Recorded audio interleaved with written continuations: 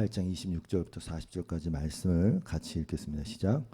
주의 사자가 빌립에게 말하여 이르되 일어나서 남쪽으로 향하여 예루살렘에서 가사로 내려가는 길까지 가라 하니 그 길은 광야라. 일어나 가서 보니 에디오피아 사람 곧 에디오피아 여왕 간다게의 모든 국고를 맡은 관리인 네시가 예배하러 예루살렘에 왔다가 돌아가는데 수레를 타고 선지자 이사야의 글을 읽더라. 성령이 빌립더러 이르되 이 수레로 가까이 나아가라 하시거늘 빌립이 달려가서 선지자 이사야의 글 읽는 것을 듣고 말하되 읽는 것을 깨닫느냐. 대답하되 지도해 주는 사람이 없으니 어찌 깨달을 수 있느냐 하고 빌립을 청하여 수레에 올라 같이 앉으라 하니라. 읽는 성경 구절은 이것이니 일러스되 그가 도살자에게로 가는 양과 같이 끌려갔고 털 깎는 자 앞에 있는 어린 양이 조용함과 같이 그의 입을 열지 아니하였도다. 그가 굴욕을 당했을 때 공정한 재판도 받지 못하였으니 누가 그의 세대를 말하리요. 그의 생명이 땅에서 빼앗김이로다 하였거늘 그 네시가 빌립에게 말하되 청컨대 내가 묻노니 선지자가 이 말한 것이 누구를 가리킴이냐. 자기를 가리킴이냐 타인을 가리킴이냐. 빌립이 입을 열어 이 글에서 시작하여 예수를 가르쳐 복음을 전하니 길을 가다가 물 있는 곳에 이르러 그 네시가 말하되 보라 물이 있으니 내가 침례를 받음에 무슨 거리낌이 있느냐. 이에 명하여 수레를 멈추고 빌립과 네시가 둘 다 물에 내려가 빌립이 침례를 베풀고 올라올세 주의 영이 빌립을 이끌어간지라. 네시는 기쁘게 길을 가므로 그를 다시 보지 못하니라. 빌립은 아소도에 나타나 여러 성을 지나다니며 복음을 전하고 가이사랴에 이르니라. 저는 이 말씀, 이 본문 말씀을 묵상할 때 이 구절이 떠올랐어요. 인자가 온 것은 잃어버린 자를 찾아 구원하려 합니다. 구원의 대상이 잃어버린 자라고 주님 말씀하셔요. 잃어버린 자를 찾는 것이고 그리고 하나도 잃어버리지 않는 게 하나님 뜻이거든요. 요한복음 6장 39절. 나를 보내신 이의 뜻은 내게 주신 자 중에 내가 하나도 잃어버리지 아니하고 마지막 날에 다시 살리는 것이냐. 여러분 이 잃어버린 자를 찾아 구원한다는 이 말씀 어느 상황에서 하신 말씀인지 아시죠? 바로 세리장 삭개오의 집에 가셨을 때 하신 말씀 아닙니까? 예수님께서 여리고로 들어가 지나가고 계셨어요. 그 여리고라는 성에 삭개오라는 사람이 살고 있었고 그는 세리장입니다. 세리장이고 또 부자였다라고 성경은 언급하고 있습니다. 세리장이고 부자다. 세리장 하면은 그냥 최고로 나쁜 놈 이렇게 생각하시면 사람들이 세리를 동족을 배신한 매국노라고 여겼고 그 세리의 장이었으니까. 그리고 얼마나 많이 해먹었는지 그는 부자였어요. 그런데 웬일인지 삭개오는 예수님이 궁금해지기 시작했어요. 여기서부터 시작하는 거예요. 예수님이 궁금해졌어요. 그래서 보고자 했어요. 그러나 키가 작아서 무리에 다 가려버리는 거예요. 그래서 예수님이 지나가실 것 같은 그 예상 경로에 있던 돌 무화과 나무에 올라갑니다. 좀 창피한 일이죠. 생각해 보십시오.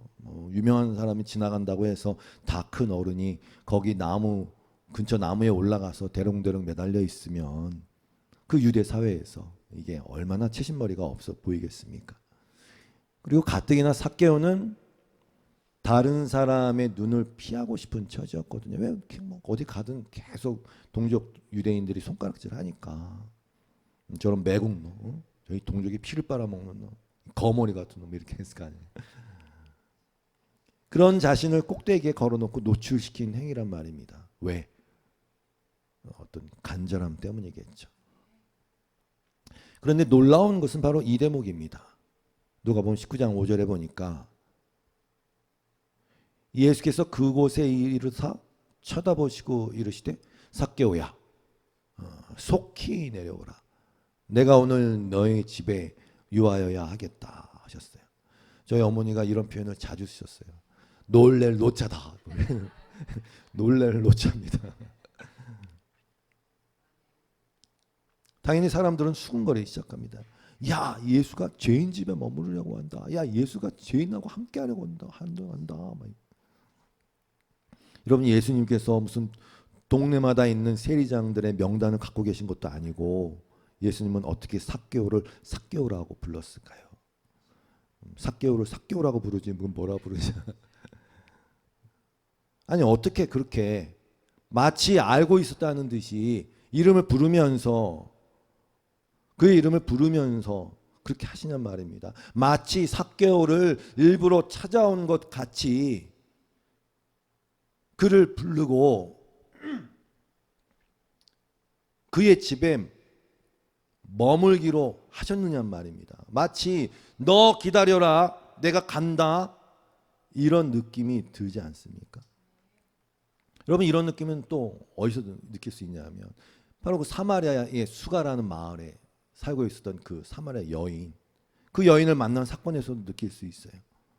뭐지? 예수님은 이 여인을 만나서 회개시키려고 유대인이라면 다 피해갔던 그 사마리아를 일부러 지나가신 것인가? 네, 우린 그렇게 생각할 수밖에 없어요. 바로 그 삭개오를 만났을 때 하신 말씀이 인자가 온 것은 잃어버린 자를 찾아서 구원하려 합니다. 그랬어요. 다시 말씀드립니다. 잃어버린 자를 찾아 구원하시는. 여러분, 목자는 양을 압니다.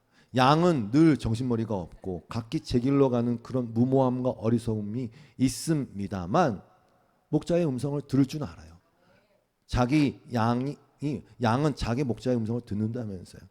그러니까 잃어버린 자를 찾는다라는 말 안에는 이미 그 양이 돌아올 그 사람이 목자의 것이었다는 사실을 함유하고 있어요. 그 뜻을 함유하고 있는 거예요. 잃어버린 자를 찾아. 내게 주신 자 중에 하나도 잃어버리지 않는다. 이게 나를 보내신 이의 뜻이다 말씀하셨단 말이죠. 그것을 구체적으로 보여주시는 비유가 바로 소위 말하는 그 잃어버린 양의 비유, 잃어버린 드라크마의 비유, 그리고 탕자의 비유, 이 비유 3종 세트 아닙니까? 그런데 이 세 가지 비유가 다 회개에 관한 거예요. 주님 그렇게 말씀하셔서 회개에 관한 비유란 말입니다. 이게 회개는 뭐예요? 돌아가는 것 아닙니까? 어디로? 있었던 자리, 있어야 할 자리, 그곳으로 돌아가는 것이 회개란 말입니다. 회개의 방점은 나 잘못했습니다가 아니라 사실은 그렇게 한 후에 그 과정을 거쳐서 돌아가는 것에 방점이 있는 거니까요. 근데 그 돌아감은 찾는 자에 의해서 가능해진 거예요. 그게 잃은 양의 비유, 잃은 드라크마의 비유거든요. 누가복음 15장 4절 아닙니까? 너희 중에 어떤 사람이 양 100마리가 있는데 그 중에 하나를 잃으면 99마리를 들에 두고 그 잃은 것을 찾아내기까지 찾아다니지 않냐겠냐. 잃은 것을 찾아내기까지 찾아다닌단 말입니다. 이게 회개의 본질이라니까요. 예수님 말씀하신 거예요. 회개에 대한 비유라니까요. 이게 또 찾아낸 즐거워 어깨에 메고 집에 와서 그 벗과 이웃을 불러 모으고 말하되 나와 함께 즐기자 나의 잃은 양을 찾아내었노라 하니라. 여러분, 그 표현, 그 잃은 것을 찾아내기까지 찾아다닌다. 그러니까 사실 회개는 하나님의 그냥 은혜예요. 하나님의 찾으심, 하나님의 역사, 하나님의 열심. 회개는 하나님의 열심이 주체인 거예요. 그러니까 착각으로 하면 안 돼요. 내가 회개하는 거지. 그렇죠. 회개하죠. 근데 그 모든 과정은 하나님의 열심에 의해서 일어나는 일이에요. 다시 말씀드립니다. 찾아내기까지 찾으신다. 성경은 그래 우리에게 누누이 여러 가지 케이스를 통해서 설명해 줘요. 너가 만약 스스로 회개할 능력이 있었다면 스스로 의로울 수도 있을걸? 근데 그게 안 되는 거야. 그게 안 돼서 주님이 오신 거고 그게 안 돼서 십자가를 지신 거야 말씀하신 거예요. 그 잃어버린 자를 찾는 것에 대한 열심은 여러 가지로 지금 잘 표현되어 있어요. 99마리의 양을 버렸어요. 이해가 안 되죠. 이해가 안 돼요. 저도 이해가 안 됩니다. 제일 이해 안 되는 게 뭔지 아세요? 왜 하나님이 저와 여러분 같은 자들을 위해서 스스로 치욕의 십자가를 지시고 죽으셨는지 이해가 안 된단 말입니다. 은혜는 그런 거예요. 다 이해가 됩니다. 아니에요. 찾아서는 어깨에 메고 집으로 향합니다. 그 무거운 것을 어떻게 근데 심각한 문제는 냄새죠. 양은 절대로 깨끗하지 않아요. 특히 돌봄받지 않고 싸돌아다니는 양은 냄새가 코를 찌르겠죠. 근데 거의 코를 박다시피 하시면서 양을 어깨에다 메고 돌아옵니다. 탕자의 비유도 마찬가지예요. 돌아온 탕자가 어떻습니까? 거지가 돼갖고 그냥 거지가 아니라 돼지랑 뒹굴다가 왔으니 그 냄새가 얼마나 지독했습니까? 그러나 그 냄새나는 아들을 주저하지 않고 달려가서 먼저 안고 입을 맞춥니다. 아버지가. 그게 아버지의 심령, 찾는 자의 심정이라니까요. 목자의 심정. 그리고 잃은 자를 찾았을 때의 기쁨이에요. 그게. 안 보인다니까요. 안 보인다니까요. 거기다가 잔치를 베풀어요. 양 한 마리 찾았다고 해서 집안 거들내는 거 아닙니까? 잃어버린 드라크마의 비유도 마찬가지. 한 드라크마는요, 여러분 그냥 하루 일당이거든요. 근데 그거 찾았다고 기뻐하면서 막 잔치를 벌입니다. 돈 더 들어갑니다. 근데 하나님 마음이 그렇다는 겁니다. 자기 아들을 아끼지 아니하시고 주셨다니까요. 그게 이해 불가한 은혜예요. 여러분께 이 말씀을 드리고 싶어요. 왜 그렇게 한 마리의 목숨을 거실까? 정말 목숨을 거셨잖아요. 십자가에서. 드라크마 비유도 마찬가지예요. 10개 중에 9개나 남았는데 그 한 개 잃어버렸다고. 여러분 말씀드렸다시피 한 드라크마는 예수님 당시의 노동자의 하루 품삯이었어요. 이게 왜 중요하냐면 유대인들 결혼할 때 신랑 아버지가 신부 아버지한테 결혼 지참금을 주잖아요. 그리고 신부한테 뭘 줬냐면은 이 10 드라크마를 이렇게 꿰갖고 주었어요. 신부에게 선물로 줬어요. 그 은전을 줄에 꿰서 신부에게 줬단 말입니다. 마치 오늘날의 결혼 반지 같은 그런 증표란 말입니다. 그러니까 그게 10 드라크마는 열을 잃으면 벌 수 있는 가치 그게 아니라 사랑의 증표라는 데 의미가 있기 때문에 중요한 거예요. 그래서 신부는 이것을 머리에 이렇게 매든지 아니면 목에 걸고 다니면서 나는 사랑받는 자야, 나는 결혼하는 자야. 애정과 수절과 존경의 표식으로 그걸 달고 다녔단 말입니다. 소중한 거란 말입니다. 하나님 나라가 뭐라고요? 신랑 대신 그리스도와의 연합의 상태 아닙니까? 로마서에서 나눴지만 하나님의 나라라는 것이 지체의 비유에서처럼 그리스도를 머리로 해서 모든 지체가 하나를 이룹니다. 모든 것이 합력하여 선을 이룬다는 것은 당연히 하나님의 역사심에 대한 표현이기도 하거니와 모든 것이 합력하여 즉 무슨 얘기냐면요. 여러분 제가 여기서 코가 별로 쓸데가 없다. 코 크기만 하고 쓸데가 없다. 코가 없으면 저는 완전체가 아니에요. 아름다운 몸이 아니에요. 99마리가 중요하지만 그 하나를 찾아서 9개의 드라크마가 중요하지만 그 하나를 찾아서 10, 즉 완전한 형태가 하나님의 나라이기 때문에 그래요. 여러분의 몸에서 코 하나 없다고 아무렇지 않아 이렇게 말할 사람 아무도 없어요. 전체에 영향을 줄 뿐만 아니라 온전하지 않은 상태란 말입니다. 하나님은 완전하시고 또 이루신 하나님의 나라가 완전해야 되는데 놀라운 사실은 뭐냐? 여러분이나 제가 정말 만일이라는 표현에서 죄송하냐? 만일 하나님의 성도라면 예수 그리스도를 머리로 하는 몸 한 지체라면 여러분 한 명이 천국에 없으면 그리스도의 몸이 완성되지 않기 때문에 그런 거예요. 하나도 안 놀라워. 그래서 그렇게 찾으시는 거라니까요. 하나도 잃어버리지 않은 이유가 그것 때문에 그런 거예요. 그러니까 그 드라크마가 하루 품삯이라고 했잖아요. 여러분 제가 뭐라고 사랑을 받으면 저 화장하면요 그냥 한 주먹 죄밖에 안 나와요. 그거 누가 사겠어요? 인간이라는 이거 그냥 하나님의 사랑을 받는다는 그 가치가 없는 인간이라는 존재는 그냥 한 드라크마 같은 거예요. 하루 열심히 일하면 벌 수 있다니까요. 저와 여러분의 가치는 그 가치를 부여해 주신 하나님이 야, 너 없으면 천국 완성 안 돼 라는 그 가치를 부어주셨기 때문에 그토록 찾으시는 것이고 여러분이 소중한 거지. 솔직히 저와 여러분이 뭐가 소중합니다. 하나님의 사랑을 받는 존재이기 때문에 그런 거예요. 그래서 99마리 놔주고 한 마리 찾으시는 거예요. 그리고 절대로 그것을 빼앗을 수 없다고 그러는 거예요. 눈에 불을 켜고 등불을 켜고 찾지 않습니까? 눈에 불을 켜고 찾으시는 말입니다. 요한복음 10장 20. 너희가 내 양이 아님으로 믿지 않는도다. 내 양은 내 음성을 들으며 나는 그들을 알며 그들은 나를 따르느니라. 내가 그들에게 영생을 주노니 영원히 멸망하지 아니할 것이요 또 그들은 내 손에서 빼앗을 자가 없느니라. 이게 회개의 본질이에요.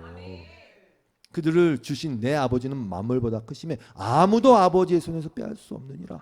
그래서 회개한 거예요. 그래서 회개한 거예요. 제가 길고 긴 서론을 먼저 꺼낸 이유는 오늘의 본문을 이해하기 위함입니다. 오늘 본문 26절 27절 제가 다시 읽습니다. 주의 사자가 빌립에게 말하여 이르되 일어나서 남쪽으로 향하여 예루살렘에서 가사로 내려가는 길까지 가라 하니 그 길은 광야라. 일어나 가서 보니 에디오피아 사람 곧 에디오피아 여왕 간닥의 모든 국고를 맡은 관리인 네시가 예배하러 예루살렘에 왔다. 상황 설명은 이렇습니다. 제가 지도를 보여드릴게요. 우리가 지난주에 이 빌립 집사가 사마리아에서 말씀을 전하고 그리고 이제 뭐 사도들이 말씀을 받았다함을 듣고 예루살렘에서 와갖고 그걸 확인하고 안수해서 성령 받고 이런 걸 나눴잖아요. 이 빌립이 예루살렘에서 사마리아에서 지금 사마리아에 있어요. 근데 주의 사자가 빌립에게 얘기한 거예요. 야, 사마리아에 있지. 너 남쪽으로 가서 저기 가사로 가는 길로 거기로 가라. 그 얘기한 거예요. 뜬금없이 남쪽으로 내려가라. 주소를 알려준 것도 아니야. 그냥 남쪽으로 내려가라. 예루살렘에서 가사로 내려가는 거기 광야거든요. 그냥 가래요.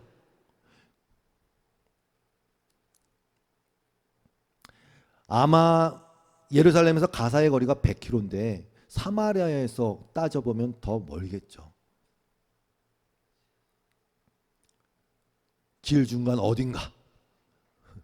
거기 가라고 하니까 또 갑니다. 가는데 만났어요. 일어나 가서 보니 누가 있네. 에디오피아라는 그 말의 뜻은요, 검다란 뜻입니다. 여러분 구스도 마찬가지입니다. 에디오피아는 헬라어고요, 구스는 히브리어인데 다 검다란 뜻입니다. 그 에디오피아는 그 구스 족속으로 구성되어진 사람들입니다. 흑인이라고 보셔도 돼요. 흑인. 근데 이 간다게라 그랬는데 간다게는요 사람 이름이 아니면 여왕 이름이 아니라 그냥 우리가 로마의 황제를 시저라 부르고 애굽의 황제를 파라오라고 부른 것처럼 그냥 호칭이에요. 여왕 호칭입니다. 간다게가 있어요. 거기서 왕실 혹은 국가의 재무 관리를 담당한 것으로 보이는 네시가 있었어요. 여러분 제가 지도에 보니까 에디오피아에서 그 예루살렘까지 거리가 약 4,000km라고 합니다. 너무 먼 거리죠. 비행기가 있는 것도 아니고 자동차가 있는 것도 아니고. 근데 만났어요. 가라 해서 막 광야를 걷는데 만났어요. 여러분 무슨 유성과 유성이 충돌할 확률도 아니고 이 먼 거리를 오고 간 어떤 사람과 그 빌립 집사가 광야 중간에서 만났어요. 그리고 전도했어요. 그리고 믿었어요. 그리고 회심했어요. 이 가능성이 과연 몇 퍼센트나 될 거라고 생각하세요, 여러분? 전도는 확률이 아니에요. 하나님의 일하심이지.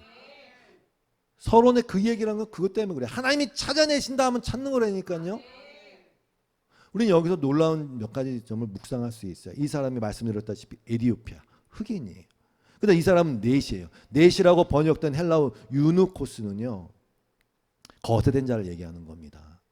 그 원래 유누코스의 뜻은 침대의 소유자나 침대를 지키는 자예요. 그 여러분 영화 보면 사거기도 마찬가지예요. 왕에 가장 가까이 있는 사람들이 넷입니다. 이렇게 밤에도 이렇게 바로 침전 앞에 서 있고 이런단 말이죠.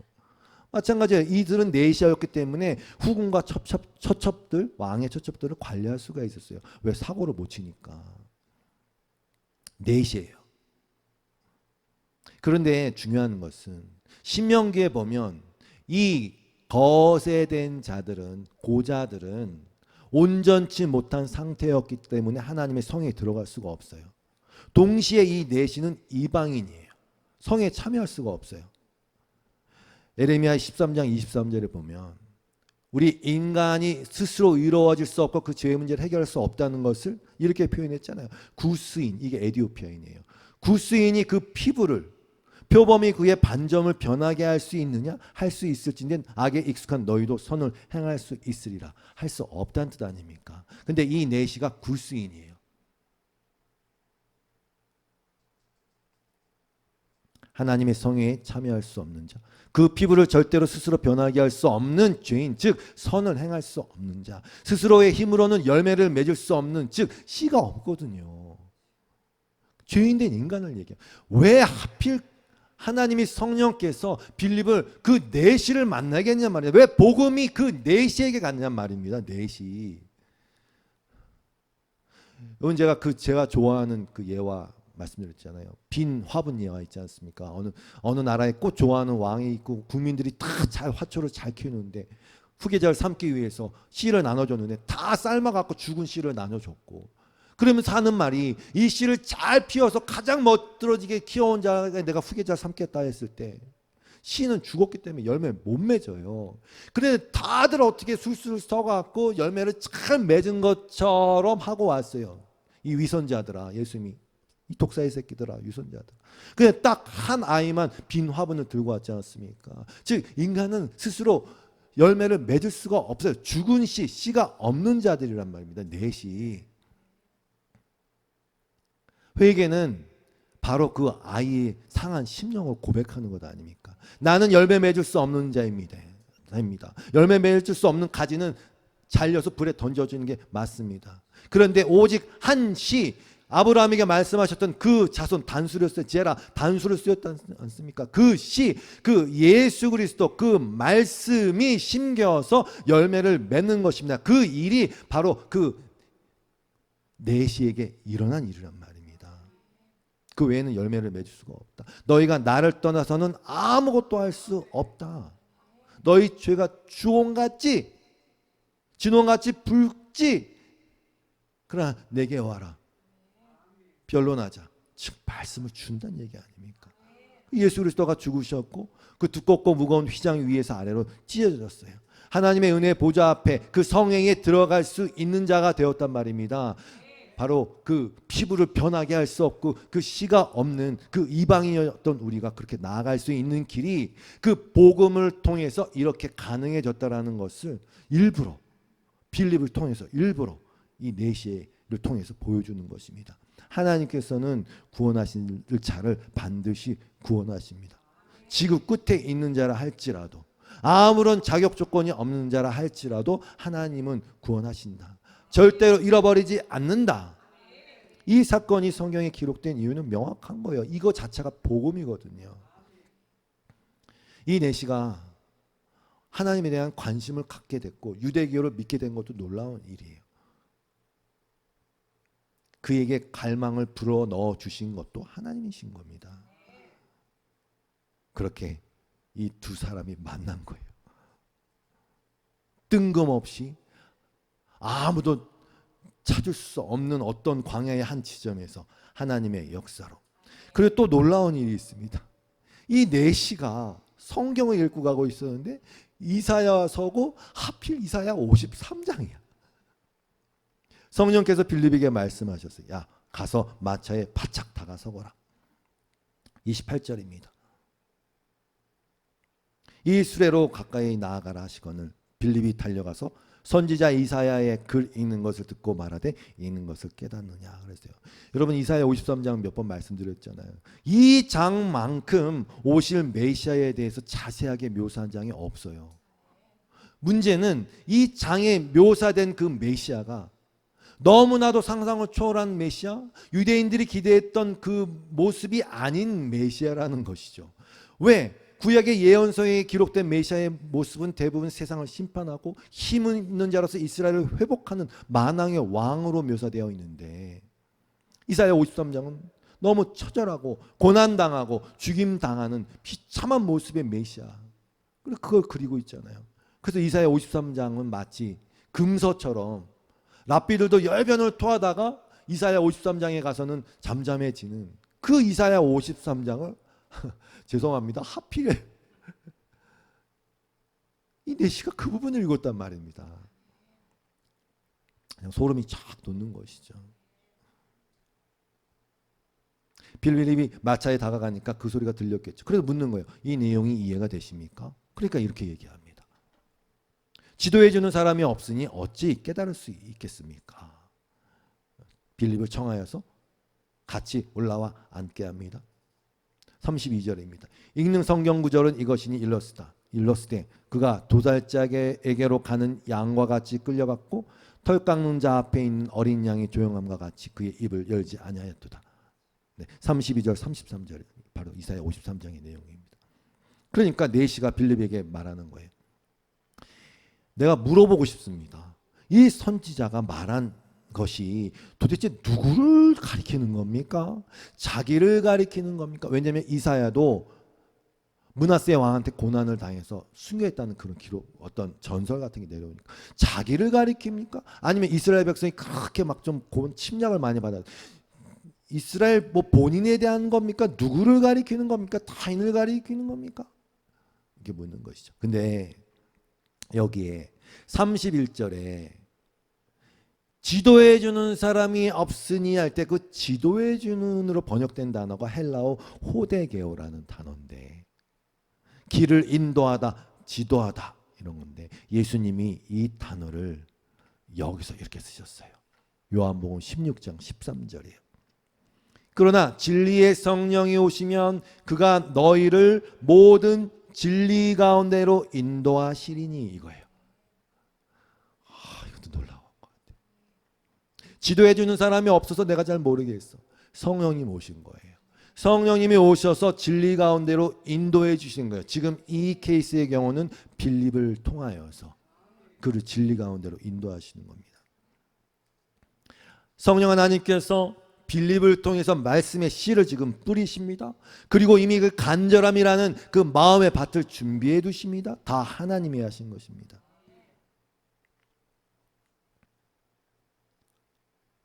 그때 빌립이 8장 35절 같이 읽습니다. 시작.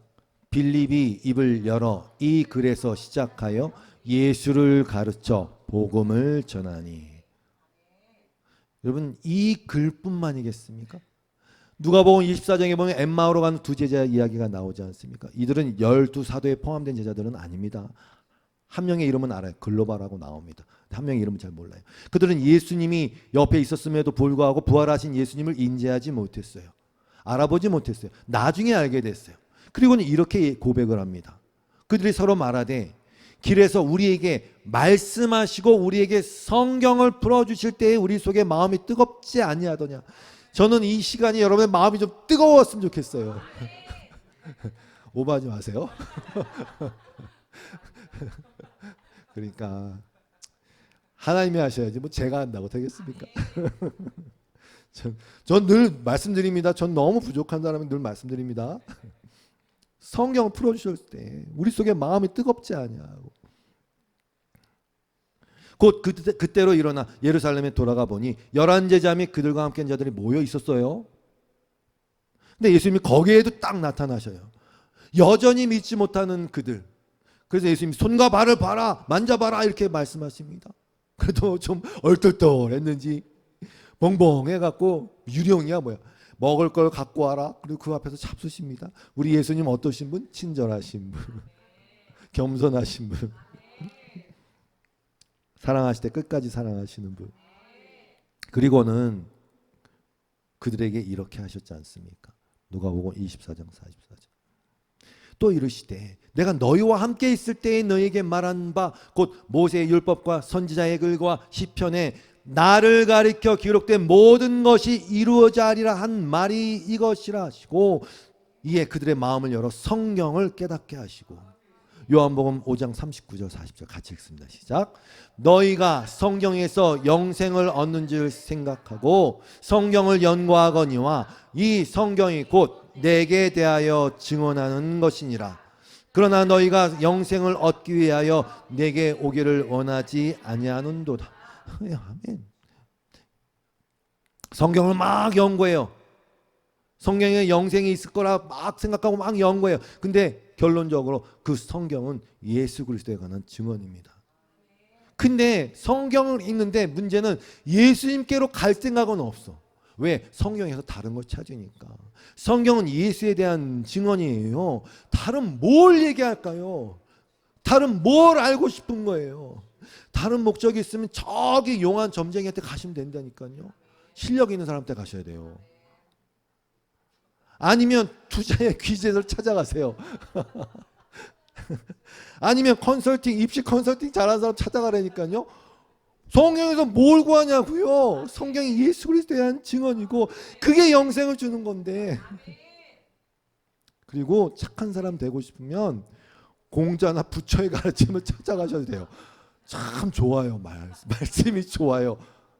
영생을 주지 못하지만 성경을 읽는 이유는 예수 그리스도에 대해서 알고자 함입니다. 예수님이 길이고 진리고 생명이니까 그분을 말미암지 않고는 아버지께로 돌아갈 수가 없으니까 회개가 불가능하다니까요. 돌아가면 회개니까 회개. 다른 뭘 얘기합니까? 성도 여러분, 맨날 똑같은 여러분 맨날 밥 먹잖아요. 똑같은 밥. 예수밖에 얘기할 게 없어요. 맨날 빵 먹잖아요. 밥 먹잖아요. 예수님이 모든 것입니다. 성경은 그래서 모든 것이 예수님을 가리키고 증언하고 있는 것이라고 얘기하는 겁니다. 그리고 궁극적으로는 에베소 1장 10절 말씀처럼 그냥 그 과정에서 머무는 것이 아니라 예수님이 길이고 진리고 생명이니까 아버지께로 돌아가기 위해서는 예수님을 통과해야 돼, 통해야 돼. 그 과정뿐만 아니라 결국 하나님이 완성하시는 하나님의 나라라는 것이 에베소 1장 10절이에요. 하나님의 계획은 때가 차면 하늘과 땅에 있는 모든 것을 그리스도 안에서 그분을 머리로 하여 통일시키는 거예요. 그런 의미에서도 예수님이 전부예요. 모든 것이에요. 그러니까 우리 다른 거 찾지 맙시다. 다른 거 찾지 맙시다. 계속해서. 그렇다고 맨날 똑같은 건 아니에요. 왜? 여러분이 자라가면서 마치 인생의 삶에 대한 지혜가 생기듯이 그거와 비교할 수 없이 성령님의 인도하심으로 말미암아 이 말씀이 똑같은 말씀이 20살 때 들었을 때 다르고 30살 때 들었을 때 다르고 고난을 겪은 후에 또 다르다니까요. 그리고 성령이 충만한 예배 가운데 듣는 그 말씀이 또 다르다니까요. 다른 거예요. 점점 달라집니다. 점점 깊어집니다. 여러분이 예수 그리스도에 대해서 저는 고백할 수 있어요. 내가 옛날에 20대 때 하던 예수 그리스도가 그 예수 그리스도가 아니에요. 그분은 그분인데 그분의 겸손과 그분의 인자하심과 그분의 십자가와 하나님의 그 열정과 하나도 잃어버리지 않는다고 말씀하실 수밖에 없는 나의 죄됨과 이런 것들이 점점 다 달라지는 거예요. 깊어지는 거예요. 바울이 고백하고 기도하지 않았습니까? 에베소 성도들에게 하나님의 사랑이 넓이와 깊이와 높이가 더 풍성해지기를 기도하라. 저도 마찬가지예요. 예수가 모든 것입니다. 말씀을 정리합니다. 이렇게 하나님의 열정, 하나님의 열심, 하나님의 계획 아래서 빌립과 내시는 저 사마리아와 가사로 가는 그 길 어딘가에서 만났고 그 내시는 말씀을 듣고 그 씨가 뿌려져서 마음의 믿음의 고백과 함께 침례를 받았어요. 오늘 읽었지만 개역개정에는 없음이라고 된 38절이 다른 번역에는 이렇게 소개되어 있어요. 제가 읽을게요. 빌립이 말하였다. 그대가 마음을 다하여 믿으면 세례를 받을 수 있습니다. 그때 내시가 대답하였다. 나는 예수 그리스도가 하나님의 아들이심을 믿습니다. 주는 그리스도시고 하나님의 아들이십니다. 놀랍죠? 나는 예수 그리스도가 하나님의 아들이심을 믿습니다. 그런데 성경은 이 얘기까지 해요. 이 이후에 둘은 다시 한 번도 만나질 못합니다. 39절에 둘이 무태에서 올라올새 주의 영이 빌립을 이끌어간지라 내시는 기쁘게 길을 가므로 그를 다시 보지 못하니라. 빌립은 아수도에 나타나 여러 성을 지나다니며 복음을 전하고 가이사랴에 이르니라. 그렇게 딱 한 번의 만남이 그렇게 복음이 전해지고 그렇게 회심하고. 성도 여러분, 이 한 가지만 말씀드리고 마칩니다. 성도 여러분, 주님을 신뢰하십시오. 하나님이 일하시고 하나님이 이루십니다. 시편 23편 6절의 말씀, 우리가 로마서 나누면서도 이 구절을 또 갖고 찬양도 하고 했어요. 내 평생에, 여러분의 평생에 하나님의 선하심과 인자심이 반드시 저와 여러분을 따르리니. 빌립이 가라 추적해서 이 내시를 만났듯이 반드시 나를 따르리니 결국 주는 그리스도시요 살아계신 하나님의 아들입니다라는 고백과 함께 하나님의 영원한 나라에 영원히 살게 될 것입니다. 하나님을 신뢰합시다. 하나님을 신뢰합시다. 끝. 찬양합시다. 주님 손에, 주님 손에 맡겨드리리